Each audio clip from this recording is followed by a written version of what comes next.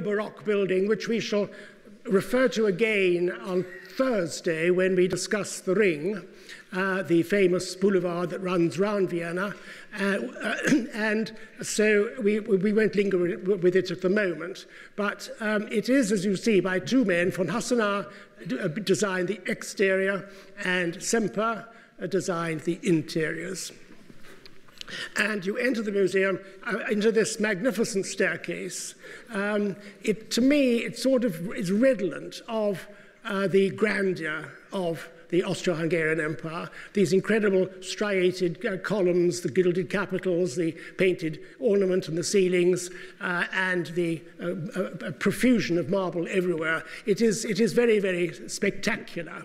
And here you're rising up to what is the first floor, which is the floor which contains the Western art of art.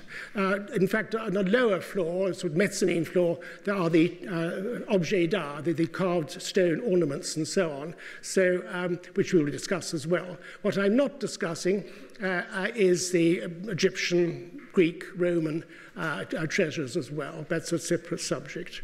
But as you rise up the staircase, you can see, and there's a detail on the left-hand side, you can see the Theseus and the Centaur, which is by Canova, the great neoclassic architect, sculptor of Italy in the early 19th century. And it sort of is a foretaste of the grandeur and magnificence to come. Now, the first significant man who is responsible not so much for the paintings, but for some of the greatest objets d'art in the museum, is the Archduke Ferdinand of Tyrol. He was his father was Ferdinand I, so therefore his uncle was Charles V, we saw yesterday. But he was a second or third son. He wasn't the eldest son, so he has a minor position within the Habsburg hierarchy. And what he is responsible for is, for instance, the magnificent ewer you see on the right-hand side, but he receives this and three other items of exquisite refinement and unbelievable value and beauty. He receives these four carved stone items when he stood proxy for his niece, who was getting married to the King of France. And this was hardly an arduous job, one would think. And instead of, he still gets these magnificent treasures showered upon him. And so you can see his niece was Elizabeth of Austria. You can see there the onyx ewer. It's nearly a foot high, as you see, 28 centimeters high. The carving of the stone is absolutely exquisite, and the gold and the decoration of diamonds and rubies and emeralds enhances this item to absolutely top rank quality. It's absolutely superb. It was made in Paris in 1570, so it's brand new. The wedding that took place was just a couple of years afterwards. But that is overshadowed, and everything else is overshadowed, by the second of these treasures that he received, which is the famous Cellini salt. We know a lot about it, because Cellini, who was a Florentine goldsmith, Cellini was working in 1540, from 1540 onwards, for the King of France. The King of France at the time was the famous François Ier, Francis I. And we know a bit about it because in Cellini's autobiography, he refers to the fact that the king gave him a purse with gold coins in it to be melted down to create this gold salt cellar. Excuse me. The Saliera. Now you can see it's actually quite large. It's 26 centimeters in height, and length it's over 33 centimeters, 10 by 13 inches. And the man who gave it to the Archduke Ferdinand of Tyrol was the king on the left-hand side, Charles IX, who was marrying Elizabeth of Austria. The salt cellar is the salt is contained rather in. Oh, I'm so sorry. What am I doing? You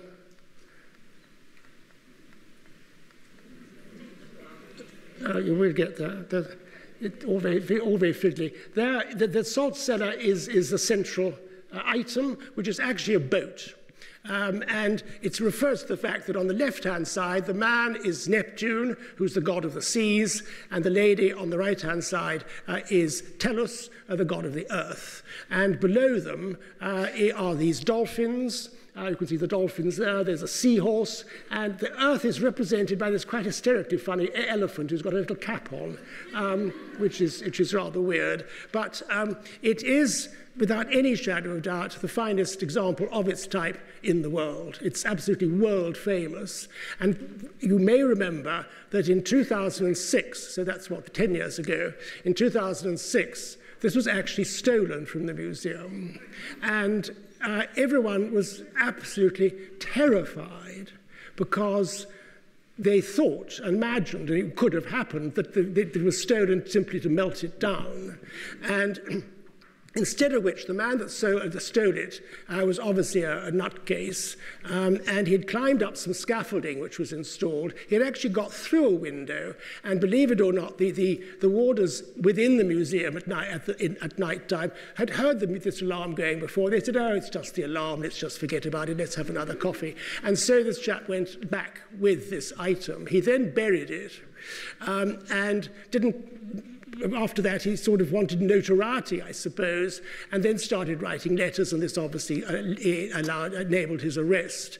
But it fortunately survived, and hopefully the museum now has better security. But it is this quite unbelievably beautiful item, and it could be moved around the table because beneath it there are little ivory balls which allow it to roll smoothly around the table. Not that I think it's ever been used. There you can see in the details, the top show the salt cellar, which is basically a boat referring to the sea, and then the lower two illustrations show the sort of temple-type structure, which is the container for the pepper. So but it was meant to be practical, but it is, as I say, the most famous item of its type in the world. Given, as I say, to the Archduke Ferdinand for his arduous duty of standing in for the King of France at his wedding. So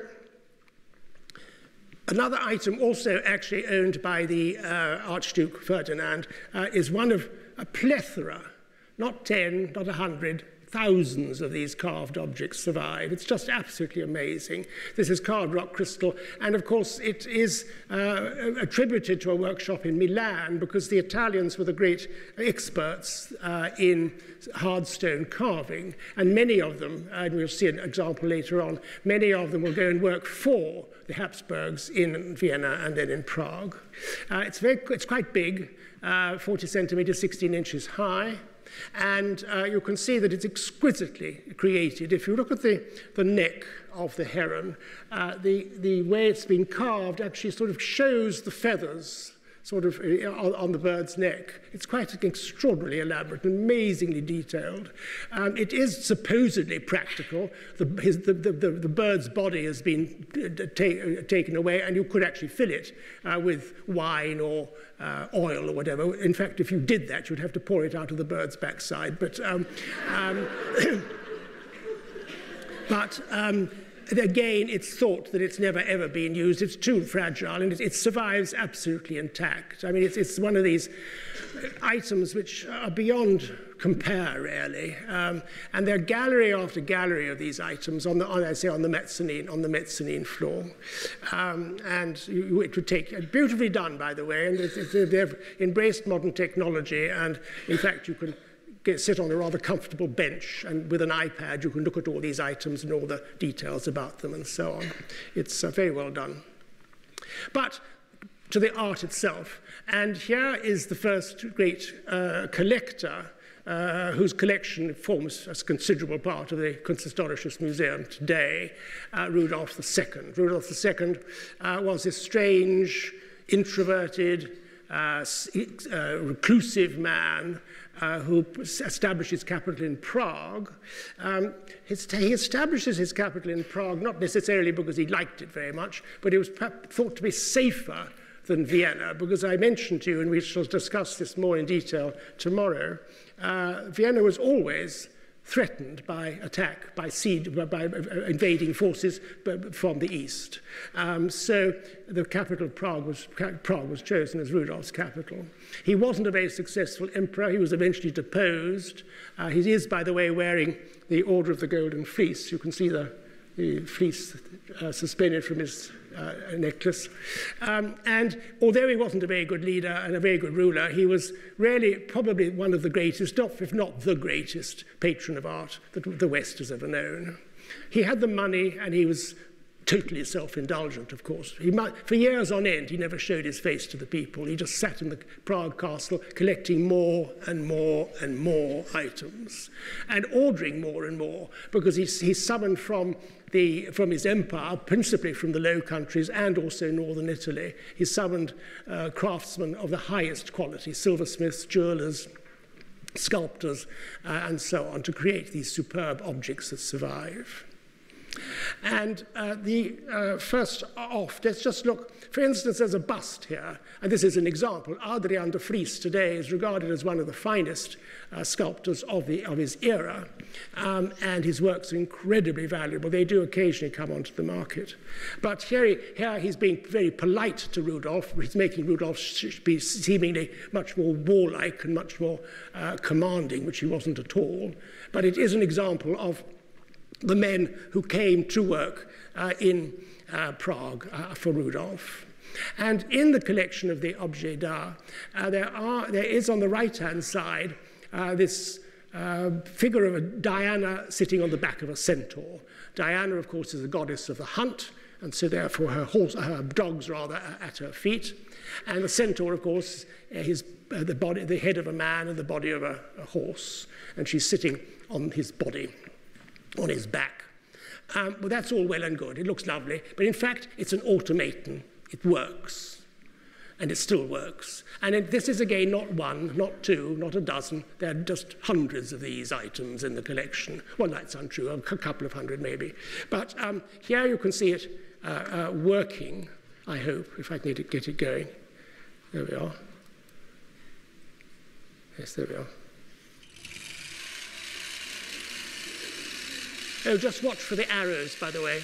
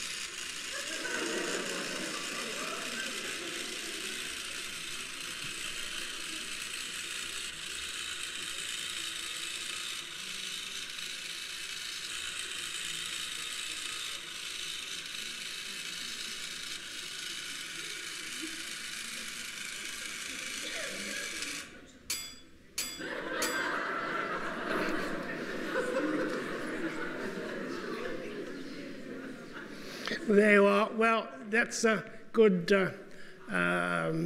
reminder what you can put on the stocking list for Christmas next year. It is amazing, absolutely. And there are lots of these. There's a ship that sails around. It was obviously to entertain the guests at dinner. And there's a ship that sails around and does amazing things. But let's go back to Rudolph. And Rudolph was a passionate collector of Dürer. And in fact, it's safe to say that all the great Dürers today, which probably are in the Met in London, the National Gallery, in the Louvre, and so on, all the great Dürers would, at the time of Rudolph's occupancy in Prague, which would be late 1500s, early 1600s, they were all within his collection. This is one that remains in the Kunsthistorisches Museum, and it's a very fine example. Dürer, having been to Italy, well, Dürer goes twice to Italy, and he brings back the Italian color, which you can see here, the Italian perspective that you can see here, but it also is still very bunched, it's still very busy. It hasn't quite got the balance and harmony of high Renaissance in Italy. It's the adoration of the Trinity, God the Father, God the Son, God the Holy Ghost. All the peoples of the world, the martyrs, the pilgrims, the rulers, the populace, the priesthood, all coming to worship the Trinity. And the arrow points to the man who commissions it, who's called Landar. Landar is being, as it were, welcomed in. You can see there his hand, the hand of a cardinal welcoming him into the throng. And Landar was obviously a wealthy Nuremberger merchant. He'd made a lot of money, and therefore to enhance the possibility of him getting into heaven, he then established a charitable foundation. He established an almshouse, and this is very usual in the German states, and the almshouse was called the House of the Brothers, which meant that it accepted 12 people, usually craftsmen, usually sort of tanners or jewelers or whatever, furriers and so on. And they were men who had hit hard times and they needed to be cared for. And they were 12, like the 12 apostles, you see. So it was one of these charitable institutions. And so Landau was well known, and Dürer here painting this in Nuremberg for the patron. It was acquired by Rudolf, as you see, in 1585. And a detail of the right-hand side shows there is an emperor, but it doesn't, I don't think it refers to any specific emperor, but there is the emperor wearing the Order of the Golden Fleece. There is a king, and behind them is this chap, a soldier or a knight dressed in shining armor, who looks very similar to the bloke on the right-hand side.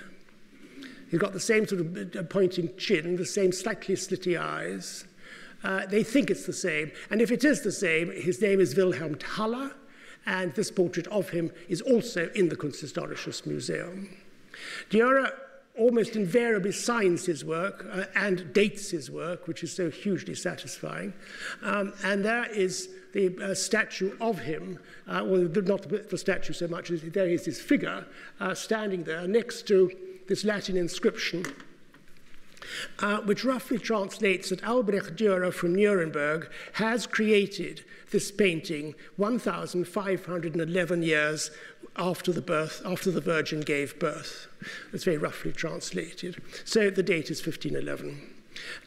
And it is one of the great Dürers, and it's got a superb frame, absolutely wonderful frame, which is actually not original, but it is based on the original when you see it in the museum. This is another portrait, again, of another very wealthy Nuremberger merchant. His name is Johannes Kleberger, and he made his fortunes in France. And this rather strange idea of a sort of circular, it's almost like a coin extending out of its niche, is thought to be a French conceit, as it were. His name is given around the perimeter. And then the age, he's aged 40, so he's made his fortune. He's now retired back to Nuremberg. Dürer signs it right at the top there and dates it. And then on the left-hand side, it's Leo, the sign of the zodiac, Leo. He's obviously a Leo. And then there's his coat of arms. And again, this was acquired by Rudolf from Kleberger's son, purchased by him from his son. So these were not acquired by Rudolf, but they are in the collection, and they are comparable in date.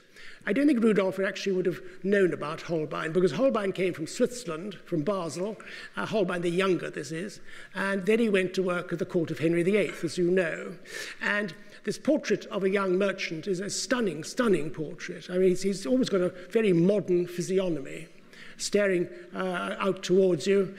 His age is 28. You can see the date there. Probably this item was acquired by a man we'll come across in a minute called the Archduke Leopold Wilhelm, and it was probably shipped out of Britain when Charles I was beheaded, when, of course, many of the royalists and many of the aristocracy fled, and obviously fled with their possessions. So it enters the collection in the 1600s. He undoubtedly is a German merchant of what was known as the Steel Yard, which was the base headquarters of the Hanseatic League in London, on the Thames, where Fleet Street is today. And then on the right-hand side is it's one of the Queens of England, one of the Queens of Henry VIII. Now, it goes divorced, beheaded, died, divorced, beheaded, survived. And she's the one that died. She's the third wife, Jane Seymour. And again, probably this would also have entered the Habsburg domain, having been bought out of Britain when Charles I is executed. It's an extraordinary portrait because he shows her as a very pinched-faced little woman, really, not at all attractive, with wearing the most beautiful costume. But she has a tragic life, really, because as you know from Wolf Hall and all that, she becomes the queen after Anne Boleyn. And she only lasts for 17 months because in those 17 months she becomes pregnant and she does produce the longed-for son, who becomes Edward VI after his father dies in 1547. But she will actually only survive 12 days after giving birth to her son. Obviously, she dies from the giving birth. But it's all very, very sad.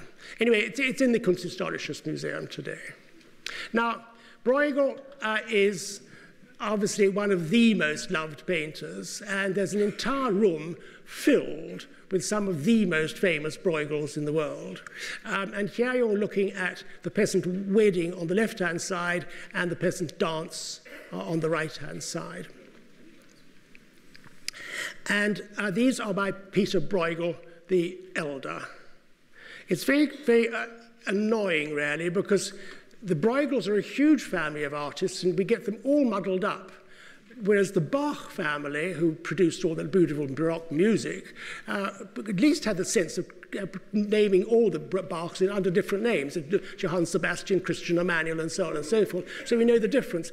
With the Bruegels, they're either called Peter or Jan, so you have no idea which one was which. And there is endless dispute. There's a big dispute going on at the moment by some museum, because Peter Bruegel's son, who's the Peter Bruegel the Younger, who copied all his father's paintings. So it's an absolute minefield. But we don't have to be worried about that at all in the Kunsthistorisches Museum, because all the Bruegels there have a provenance which is absolutely crystal clear.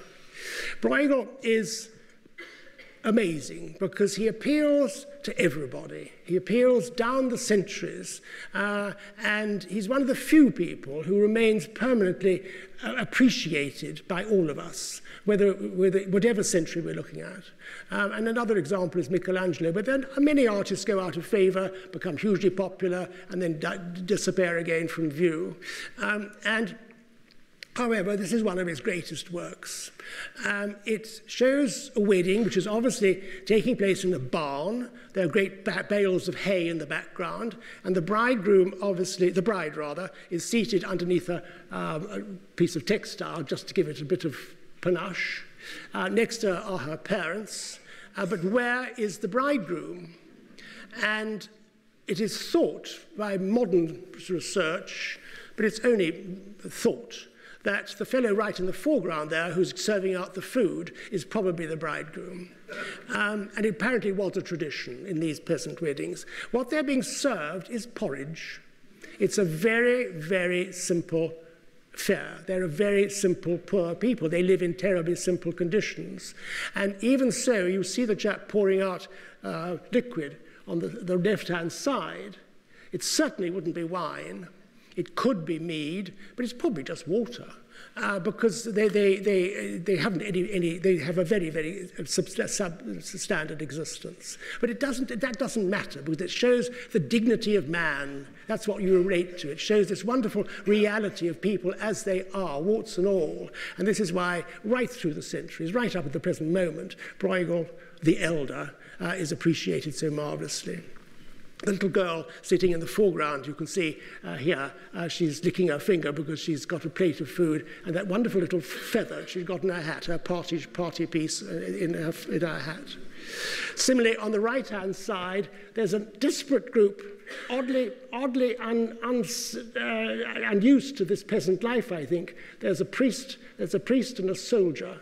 And again, nobody's terribly sure what that means, but probably the soldier has been suggested as being a portrait of Peter Bruegel himself, which is probably the case. But the two of them are of a very different world to the peasants at the time. So one wonders why he included them. There must have been a specific meaning. You can see there the little girl with her peacock feather, the knife and the salt cellar in the peasant wedding. But in the Kunsthistorisches Museum, there is also 3 of this series of 6 paintings. These 6 paintings of the seasons, you start in January, February, you go through the months after that. The 6 paintings were originally ordered by an Antwerp banker called Jongerlink. They then enter the Habsburg collection, and Rudolf then naturally has them shipped to in his possession in Prague. There were 6 originally, and there's a big blank space on the top right-hand side, which is the lost painting. There were all 6 of them in Rudolph's collection, we know that. And then somehow they just were dispersed. I showed you last year in Prague the haymaking, which is now around the Lobkowitz collection in Prague. That is the painting of the harvest, which is in the Metropolitan Museum, and then the other 3 are still in the Kunsthistorisches Museum. We'll look at autumn first, which is sort of November, December. It's the return of the herd. I find this so compelling. It's this wonderful colour, this amazing sort of autumnal tones, the solid cattle plodding along, this rather mysterious landscape, which is totally unreal, obviously metaphorical, and then the river flowing through the valley with a little town nestling, or little village nestling on the river's bank. And look at the details. There, that car, she's got a little mind, she's got a mind of her own, that one. She's deciding to make a run for it, and she's sort of running off. And then the others on the lower left, they're sort of plodding along, that wonderful sort of bovine sort of sense of time and motion, and they wander backwards to their because they're coming down from the mountains, you see, or coming down from their summer pastures, and now going back to their shed in the winter time. The landscape, and then the little village you can see, which has a church. Obviously the grandest of the buildings is the church within the community. But best of all, and most famous of all, is the Hunters in the Snow. It's extraordinary that you can't imagine anyone doing it, but he does. He actually paints cold. He actually makes you feel cold. It's quite extraordinary, that sort of mistiness that you get on a really freezing day. And it's got all the ingredients, and this is a terrible time. These peasants are facing death. I mean, they're one step away from death. There's no food. The food's all been eaten up by then, and you have to go still after day, week after week, until eventually you probably get to March, and just then you might get the flowers coming out, you might get some things to eat, but it's a very tough time for them, and all that is somehow encapsulated in this painting. And you can see there, for instance, the little woman on the bridge, carrying, have I got it right? She's over there. The woman carrying the sort of branches to burn for a little heat. The huntsman coming back, very distressed, very unhappy. All they've found, all their hunt has simply brought forth a fox, which you probably can't make it out very clearly, but that's the only thing they've got. Even the dogs are disgruntled. They again are plodding along. And it's got this sense of depression, the sense of freezingness, the sense of the whole atmosphere of a winter's day in one of these little villages. And here, look at this. The only birds around are crows who are waiting for something to eat, some dead person to fall on the ground. There again, you feel cold. Coldness is there. And you can see the dogs. And then there is something going on. There's a fire being burnt, being kindled. And that is to actually singe a pig, which obviously shows that the inn, because that's an inn, you can see the inside there, the inn has something to offer, to eat. But then again, it's finite. Once you've killed the pig and eaten it, basta, there's nothing left. So it's got a lot of meaning, a tremendous meaning. And again, it's this sympathy for mankind that he's showing. The inn sign is broken, so obviously again, everyone's lacking funds. The inn is called To the Deer, and that's a comment on the fact that the hunters haven't got a deer. So it's all very, very realistic. And it is actually one of the most amazing paintings, I think, in the whole wide world. It encapsulates so much of Bruegel's sympathy, of his representation of what life is like and what it was like then. And The Spectator, the English magazine, the weekly magazine, on their Christmas edition 5 years ago, had this painting on its front cover. And the huntsman there is Angela Merkel. She's got Sarkozy strapped on her back. Bearing in mind it's 2011, that is David Cameron and George Osborne heating their hands over a fire, and they're burning euro notes. And then the inside, which is broken, as you see, as it was in the painting, the inside is the flag of the European Union, and the inn is called the Totally Buggered.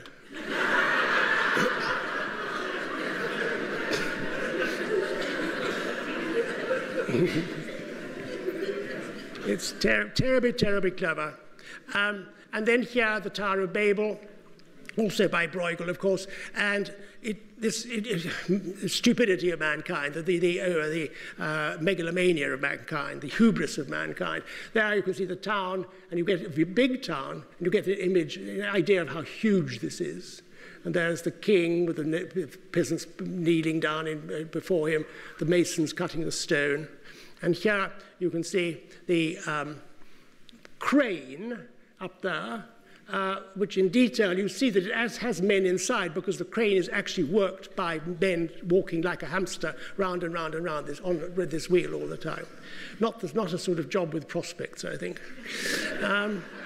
And so then the third actually of these great figures who are responsible for the great paintings in the Kunsthistorisches Museum. He's the Archduke Leopold Wilhelm, and he was the governor of the Netherlands. And talk about being at the right time, at the right place. The Archduke was the governor of the Netherlands when, in the 1640s, 50s, when in England the turmoil of the Civil War takes place, and in 1649, the 30th of January 1649, Charles I is beheaded in Whitehall.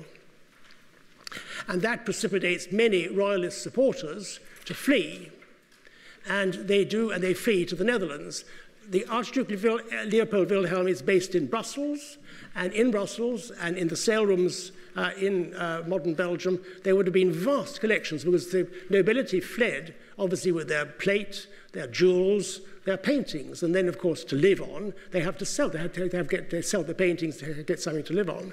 And so the Archduke Leopold Wilhelm had appointed as his court portrait painter David Teniers the Younger, and David Teniers paints this quite amazing painting. There are versions of this, but this is in the Kunsthistorisches Museum, and it shows the Archduke Leopold Wilhelm with his hat on. It shows Teniers next to him, the artist.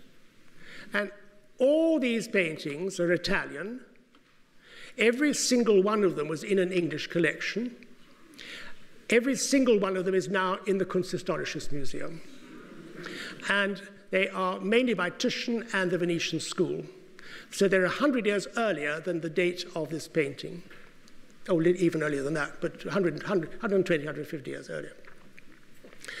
And so it's the most extraordinary inventory, really. And there you can see details. A late Titian, which is of what we would call an antique dealer. He was called an antiquarian then, and he supplied wonderful objects to Rudolf in Prague. His name is Jacopo Strada.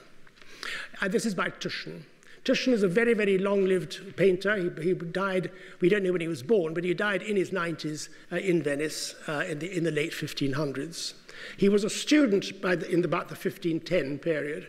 And with him, as another fellow student, is Giorgione. Giorgione is painting this painting.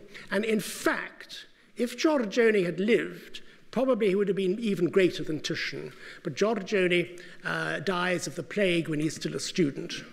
And there are only 7 known paintings or acknowledged paintings by him in the world, and that is one of them. It is enigmatic, as all his paintings are, and it is revolutionary. And it's 3 men, but apart from being the ages of man, we don't really know what they represent. They call it the 3 philosophers. Next to that is the Veronese, another of the great Venetian painters, of course. It's the wise men, the 3 wise men with the Virgin and Child, except the Veronese always is the most amazingly theatric, colourful painter. I mean, all the wise men and the Virgin herself actually all look as if they're going to a very, very special sort of fancy dress ball or something. They all are superbly rigged out. Again, Titian on the 2 sides here, on the side rather, on the right-hand side, there is called the Bravo, and it shows that life was not all that easy in those days. This is Titian painting this young chap who's come back from a party. He's got vine leaves in his hair, and he's suddenly been accosted by somebody who's got his hand on his shoulder. He turns around, and his look is one of sort of fear, one of sort of tension, one of emotion. And so he should be, because this chap has got a dagger in his hand. You can see it just at the bottom. He's about to be killed. And then in sort of more calmer times, the wonderful lady, typical Titian, the colour, the extraordinary quality of flesh that he can paint, the hair, the Titianesque hair. This is his mistress called Violetta, and we almost certainly know that because she actually has a little violet popping out of her bodice. I was going to say bosom, but that's quite wrong. But there. And you can see in these, but it's extraordinary. I mean, what a gift to the Archduke Leopold Wilhelm, who was a great, great connoisseur, to have at his doorstep these sales just pouring out these amazing paintings that all, as I say, now survive in the Kunsthistorisches Museum. Now, both Titian and Giorgione were pupils under the first great Venetian artist, Giovanni Bellini. And Bellini is famous for his altarpieces. It's quite exquisite, balanced, calm, beautifully painted, wonderfully colourful, reassuring, tender paintings of the Virgin and Child and various saints, a lot of them still in Venetian churches. He here paints, a year before he dies, in 1515, a lady at her toilette. Well, no lady, no woman of any standing would ever be painted in the nude in the 1500s. No one, except a prostitute. And so you have a very, very provocative painting, painted by Bellini. It's most unusual. It would never be attributed to Bellini, except it is definitely by him, because it's signed and dated on that little bit of paper on the bench there. And it's a most extraordinarily beautiful painting, and today we aren't shocked by it necessarily, but we admire the quality of his art. Typical of Bellini too, of course, is this distant horizon, the fields, the Dolomites beyond, the view you would get, actually, looking from Venice onto the terra firma of the Veneto itself. This very, very wonderful painting, also acquired by the Archduke Leopold Wilhelm. And this one here, which is Tintoretto. The 3 great artists of Venice in the 1500s are Titian, Veronese, and Tintoretto. And Tintoretto usually painting rather strange, elongated, mystical figures. Here painting the most beautiful, beautiful representation of Susanna, who is just out of her bath. She's yet to realize that she's being espied by these two dirty old men looking at her. And it's a very unusual Tintoretto, and again, part of the Leopold Wilhelm acquisitions. He gets his artist Tenier to paint another of these composite paintings because he sends this one to his cousin in Spain. Leopold Wilhelm's cousin is Philip IV, the King of Spain. Philip IV was a great collector. And so here he's sending this painting, and why, in the foreground, that is, of course, Leopold Wilhelm, that is Tenier, the artist again. Between them is that man who was a Spanish dignitary, and obviously he would have then take back this painting to the king. And it's very much sibling rivalry, sibling one-upmanship, because obviously Leopold Wilhelm is saying, as it were, to his cousin, not saying it directly, you chum, you've got some good painting you've got good painting in Spain, but bugger you, I've got much better ones, but I've got myself. He's showing off with this display of the Titians and so on. And they're just a detail of, again, that's a Titian, Christ performing a miracle. That is the second Giorgione of 7 in the world attributed to him, which is called Laura because she's got laurel leaves around her. And that is a Titian. Now that painting there is the aunt of both Leopold Wilhelm and the King of Spain. That is why she's put in there. Her name is the Archduchess Isabella. She was the daughter of Philip II of Spain. And she, in fact, was the great patron of Rubens. And there, again, of course, a huge room filled with Rubens in the Kunsthistorisches Museum. And one of, I think, the best Rubens I consider to be one of his greatest is the one that you see there at the end wall, which is the Ildefonso altarpiece. Rubens, of course, painting at the beginning of the Baroque era, painting in this amazing, flamboyant, elaborate, ornamental, rumbustious style. But here it's got a tremendous sort of poise and balance, I find. The Archduchess was a very great figure. Very often in the Habsburg history, very often the women, when they hold power, are much better than the men. And there she is, a very significant figure, the daughter of Philip II of Spain, and a very good ruler. She was a ruler of the Netherlands, together with her husband, who is a cousin, of course, from the Austrian side. So they're kneeling in worship with their patron saints behind them, in looking at the altarpiece, which is showing a Spanish saint, because she is Spanish, of course, a Spanish saint called Ildefonso, who in his writings, and he's a Reformation saint, he writes about the fact that he had this vision of the Virgin presenting a shawl to him. And so there she's presenting this item of clothing. The Virgin and her handmaidens are all Rubens' wife. Rubens, at the age of 55, marries a young girl of 17 as his second wife.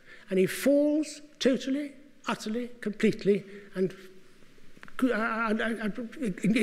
extraordinarily in love with this woman. And every painting of any woman from 1630 till Rubens dies in 1640 is his wife.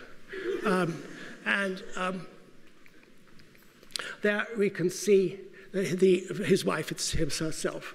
There she is. Her name is Hélène Fourmont. And these two paintings are both in Vienna. The one is by Titian, and it's the girl of the fur wrap. Again, we think it's his mistress. And it's a very provocative painting for the time. And of course, this fur is just about to slip off her shoulder to reveal the other one. So Rubens would have known that painting, because that painting was once in the collection of Charles I, the painting on the left. Charles I of England, because Rubens went to England. And as an ambassador, he would have seen this painting in Whitehall. And so then he paints his version of it, painting his wife. Now, very often Rubens' work is done by his studio, but this work could only have been done by Rubens. I mean, no artist would have ever allowed his assistants to paint his wife in this pose.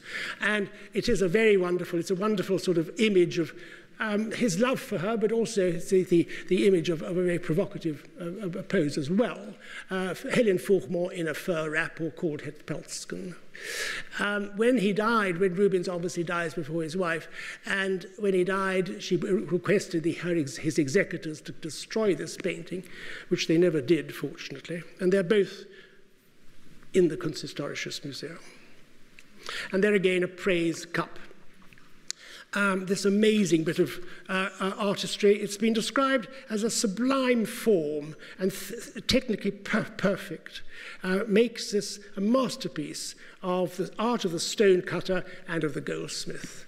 This wonderful cup there, or bowl really, really very large. Again, one of these amazing treasures, one of a multitude in the museum.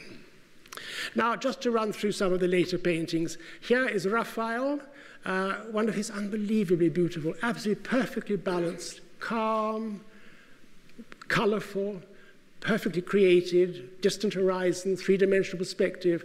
You can't get better than that.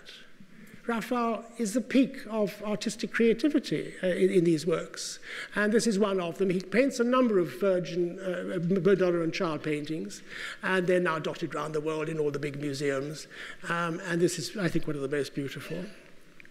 1560 paints these paintings of the Virgin and Child in Florence. The Caravaggio, which is purchased by Joseph II, who is Maria Theresa's son. It's a rather conventional Caravaggio. Normally, Caravaggio is much more revolutionary, much more challenging, much more reactive, much more radical. But here it's the Virgin of the Rosary, because there's a festival, the Feast of the Rosary, and there is St. Dominic distributing rosaries to the people, and the only real Caravaggesque touch is the peasants who've got these dirty feet, and there they all are, the dirty feet, which is a sort of symbol of Caravaggio. It's a very wonderful work. It was painted by Caravaggio when he was on the run. He had already now fled from Rome, where he lived and worked, but he'd fled from Rome because he'd murdered a man who was actually a pimp, and he was now living in Naples. Two Rembrandts, the large self-portrait dated 1652, the small self-portrait, which is, I think, probably a little later than 1655, but that's what the museum dates it as. What's extraordinary is that here Rembrandt, of course, he paints hundreds of paintings of himself, ready to sort of improve and challenge his art. Here he's standing with his arms looking at you, and when he paints the large self-portrait here before you, he's lost his wife, he's been declared bankrupt, he's lost his son, he hasn't got much further to go, he's living in total poverty, and he still stands there looking out towards us, and he's determined still to carry on.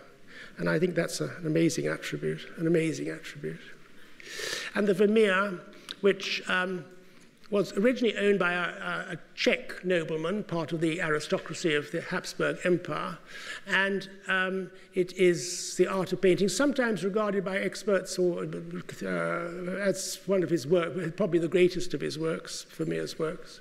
There are only 32 of his works in the world, and this is one of them. It's signed, which is not unusual, but it's not dated. He only dates 2 works. And then let's finish off with Madrid.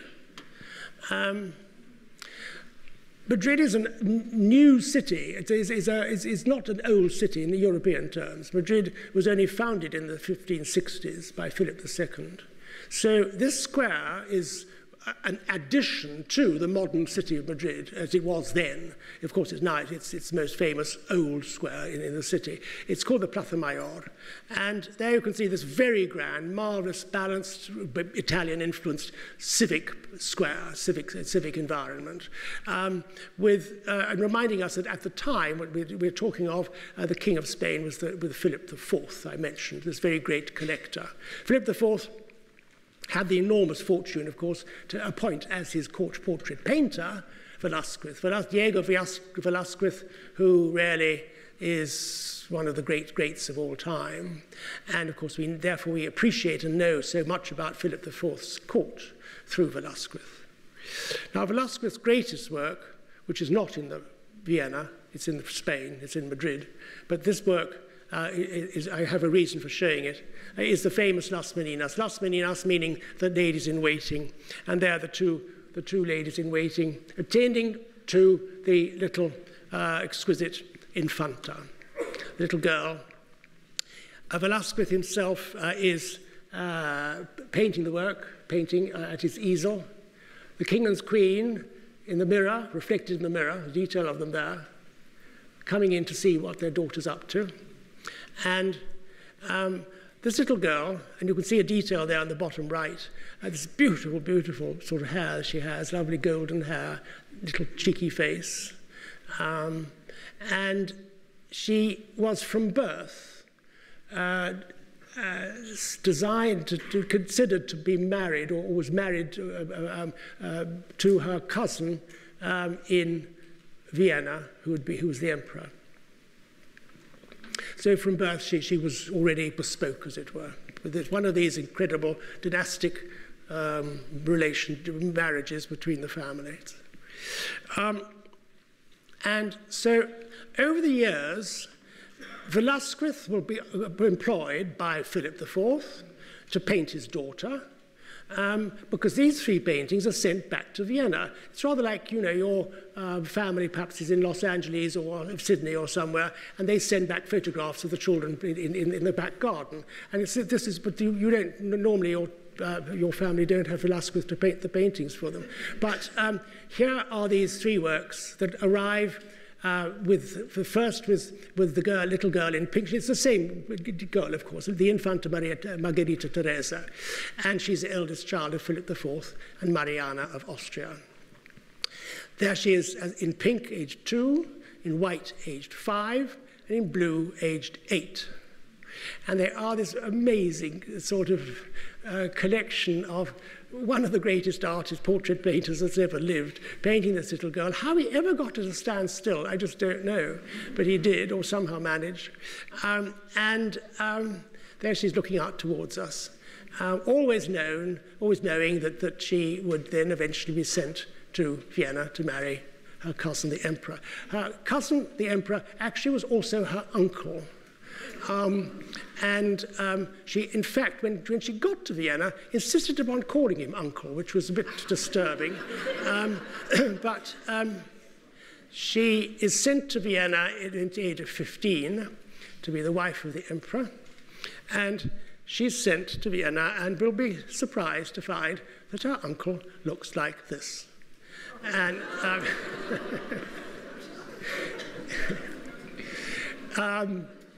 this is Leopold I. Now, in all fairness, I must be fair, Leopold didn't always dress like this. This was fancy dress costume. This was for a court fancy dress party. And so he didn't always look like this. But he, in fact, was a very loving husband. He actually was very, very fond of his cousin and now his wife. And she will actually give birth to 5 children, each one of them dying at birth. And the 5th child will precipitate her death, and she dies at the age of 22. What a life. What a terrible, terrible life. And he then actually subsequently will marry, because it's the genes, you see. I mean, they're so muddled up now, they don't know what to do. And when then eventually she dies, he mourns her for the rest of his life, by the way. He's always referring to her in his letters and things. But he then marries again. In fact, twice. He has his 2 successive wives, and they are not of the Habsburg dynasty. But we will end with him this morning because he will be the emperor, not the greatest of emperors, not the most warrior-like or forceful of the emperors, but he'll be the emperor who is at the time of the siege of Vienna, which takes place in 1683. So we'll pick up with that tomorrow, and thank you very much indeed.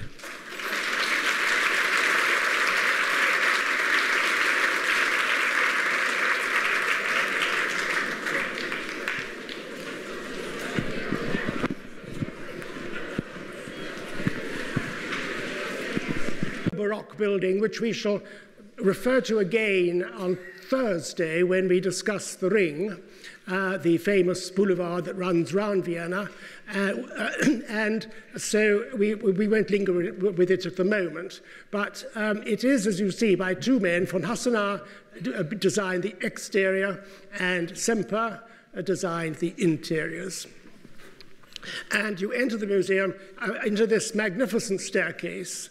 To me, it sort of is redolent of the grandeur of the Austro-Hungarian Empire, these incredible striated columns, the gilded capitals, the painted ornament in the ceilings, and the profusion of marble everywhere. It is very, very spectacular.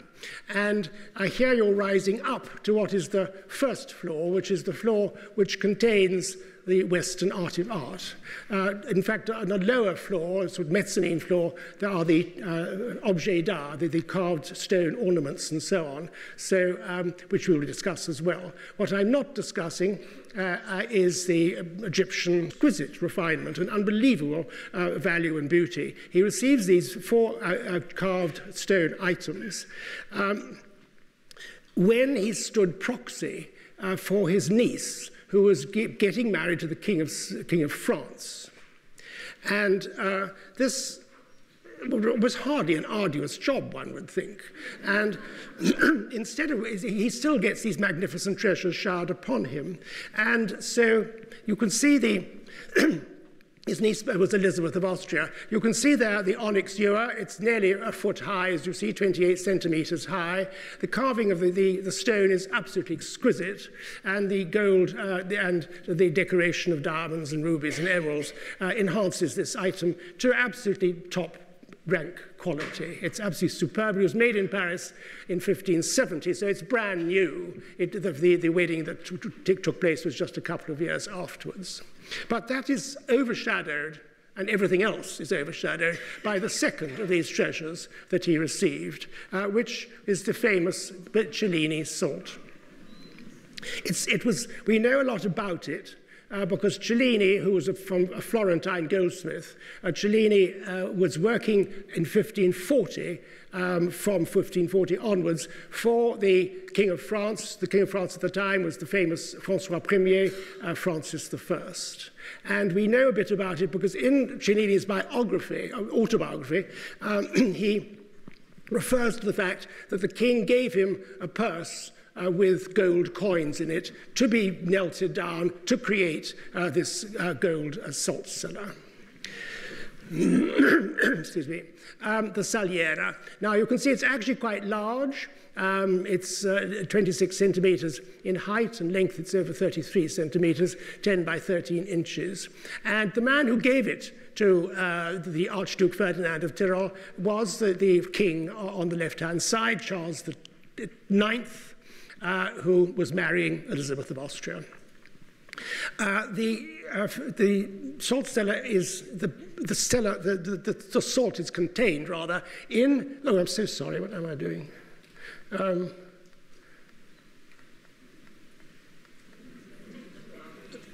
will get there. All very fiddly. The salt cellar is the central item, which is actually a boat.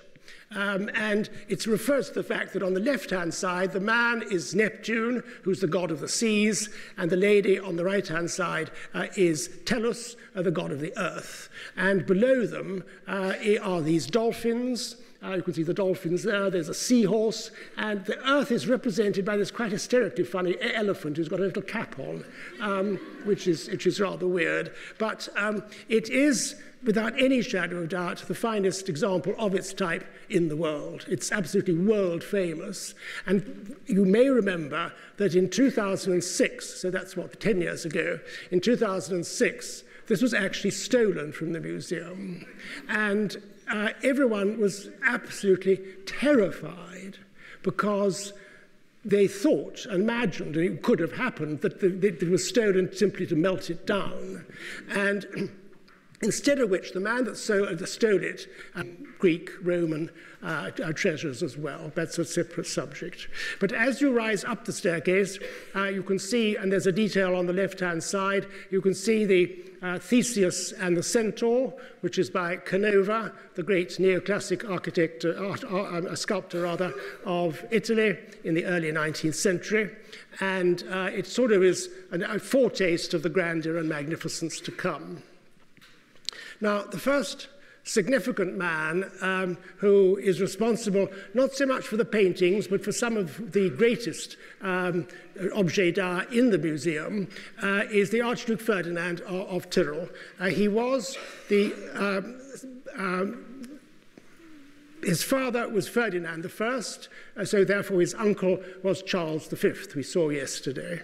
But he was a second or third son. He wasn't the eldest son, so he has a minor position within the Habsburg hierarchy. And what he is responsible for is, for instance, the magnificent ewer you see on the right-hand side, but he receives this and 3 other items of